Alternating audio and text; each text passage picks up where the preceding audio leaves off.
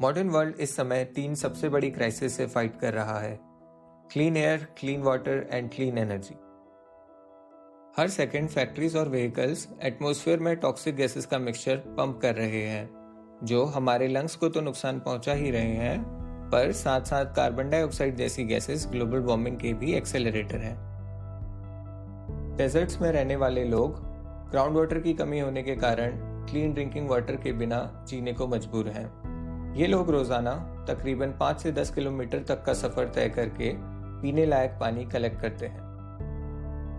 दुनिया का सबसे बड़ा एनर्जी सोर्स अब भी फॉसिल फ्यूल्स ही हैं, जिनको बर्न करने पर कार्बन डाइऑक्साइड निकलती है, जो एटमॉस्फेयर में हीट ट्रैप करती है, जिससे ग्लोबल वार्मिंग होने लगती है। एज एन अल्टरनेटिव, अगर हाइड्रोजन को एज अ फ्यूल यूटिलाइज किया जाए तो it produces only water vapour as an output, no CO2, no smoke.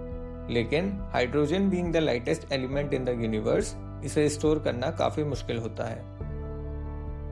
In global crisis को सॉल्व करने के लिए एक फ्यूचरिस्टिक अप्रोच देने वाले इन तीनों साइंटिस्ट को नोबेल प्राइज से सम्मानित किया गया।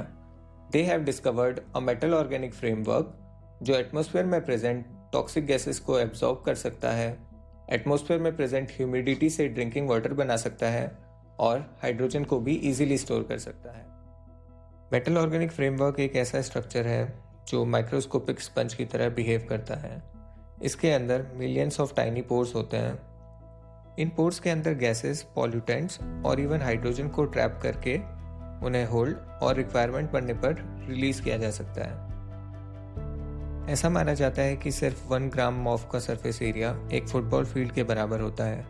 इस ह्यूज इंटरनल सरफेस एरिया की वजह से ये मटेरियल हवा में फ्लोटिंग मॉलिक्यूल्स को सेलेक्टिवली कैप्चर कर सकते हैं। डेजर्ट्स में रात के समय ह्यूमिडिटी बढ़ जाती है। मॉफ्स उस मॉइस्चर को हवा से एब्जॉर्ब कर लेते हैं और सुबह जब सनलाइट मॉफ के स्ट्रक्चर पे पड़ती है तो ये स्टोर्ड वाटर मॉलिक्यूल्स रिलीज कर देते हैं एज क्लीन ड्रिंकेबल वाटर। इन 3 मेजर एप्लीकेशंस के अलावा भी फ्यूचर में बहुत सारी अलग अलग एप्लीकेशंस देखने को मिल सकती है, जिनमें इस डिस्कवरी का यूज़ किया जा सकता है।